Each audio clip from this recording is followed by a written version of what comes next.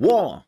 What is it good for? Well, actually, quite a bit in our history Untold, because there is a lot you can do with the war. Now, before we are talking about the specific wars you can wage against your enemy, let's talk about units and the preparation, because, well, you probably guessed it, you have to prepare some armies before you can actually go to war. And the first thing you have to know is after you have built your armies, they are not just appearing on the map like in other 4X games. They're ending up in your reserve. Then you can click on deploy forces, and then you can actually start to train your armies. And yes, you can choose freely the city where you want to deploy your armies. Keep in mind though, if the city is getting sieged before you start the deployment of the army there, you cannot do that anymore. There is a limitation though. If you are already deploying armies in the city and the city is getting sieged, the army will still deploy in that city, but it will do so at the health which it was at when the city started to get sieged. So keep that in mind. Now let's talk about the deployment. As you can see at the beginning, you have only squads when you are looking at the formations, but later on you have battalions, legions, and much more. I think it can go up to 8 units in a formation, and that is very important because there is a limit on how many units you can actually have in your army. And that is linked to some perks, some buildings, and more importantly, to the size of your cities. So the bigger the cities, the more armies you can have. And yes, even though a formation is comprised out of multiple units, they count as one army when you train them. So this is why you want to have bigger formations. But not only that, they are also coming with tactics. What are tactics doing? Well, some of the tactics, not all of them, there are some which don't give you any strength. It's just like you can actually change the setup of your units if you so desire, but you don't get any perks.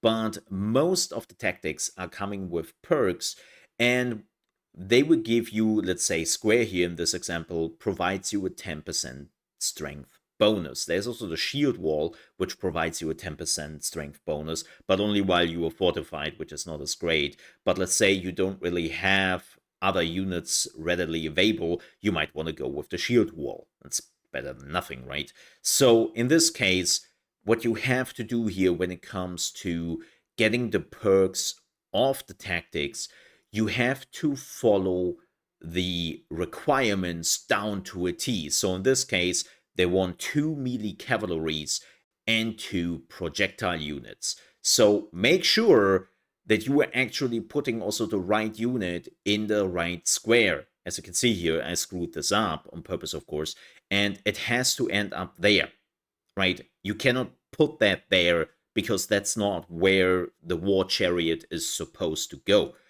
It has to go in there, and then you can see that this unit is now getting the 10 strength modifier. So please look out for that and follow the instruction down to a T. Now, after you deploy a unit, keep in mind, when it starts to deploy, you cannot stop that anymore. It will be deployed, well, if you're not losing the city or something like that, but you cannot cancel it yourself. Now, let's talk about the wars and how to wage them. Well, it's pretty simple, right? You are going to a leader and you say declare war, and you have quite a few of options here.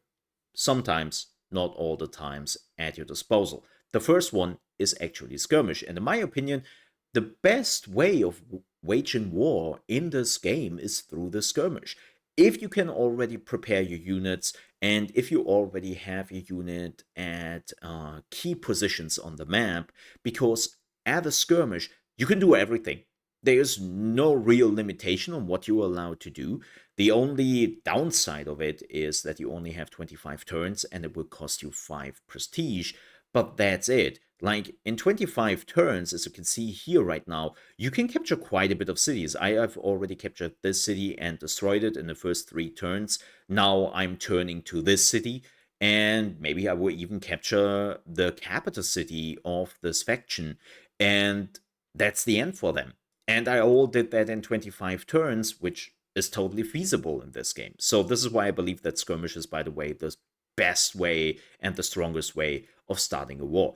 Then we have the Holy War.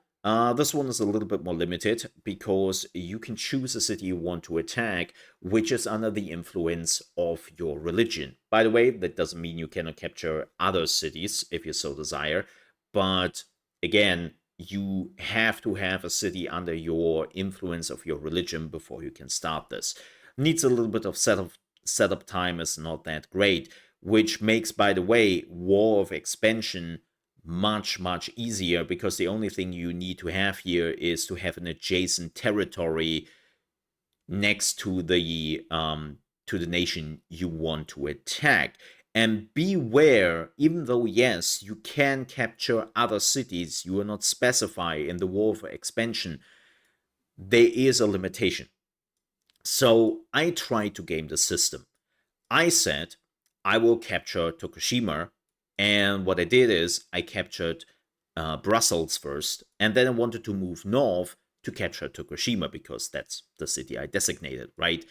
But this was his last city. So the moment I captured Brussels, the game kicked in and was like, you were trying to game the system here. The war ends now, right? You keep Brussels, you keep that, but the war ends and you're not allowed to capture Tokushima because that was not the deal, that was not what you said you would do, and this is the last city this civilization has that would be eradicated if it would take the city. So no, this is not a war of expansion anymore. This is now a war of annihilation, right? Like you would go out there and try to eliminate the city. So this is what the War of Annihilation does. As you can see here, it costs you a lot of prestige, but it is the infinite time. You have as many turns as you want, and it's literally, well, a War of Annihilation. And of course, you need certain traits to trigger this, or you have to have a certain government to trigger this. So that's the deal with the War of Annihilation. I think there are better ways not to waste that much prestige to just slowly eradicate a civilization over time, right? Like, I would rather do 4 to 5 skirmishes over time and completely eradicate a nation instead of spending that much prestige on a War of Annihilation. Then we have, of course, the War of Retaliation, which only gives you prestige, is also running for quite some time, but you can only do this after you get attacked, right? And it's basically the same thing as the War of the Expansion, but you can only use this after you got declared war on and you had to wait the 20 turns. So again, I still believe that skirmish is the best way, even though you don't have a lot of turns. If you are preparing the right way and you have already all your units in position, it's the best way of doing it. So I highly recommend the skirmish. The one you will probably use the most beyond the skirmish is the War of Expansion, and then you have to see what makes sense. But again, War of Annihilation, that's a lot of prestige you are losing, and I don't really necessarily recommend that. With that said, we're at the end of the video. If you still have some questions, let me know down below in the comments. And also, if you enjoyed this video, please don't forget to leave a like. And if you're new to the channel, you want to see more Our History Untold videos, and of course strategy games, because that's what we are focusing on here in the channel, I would appreciate if you might consider to subscribe. With that said, have a good one. Stay safe.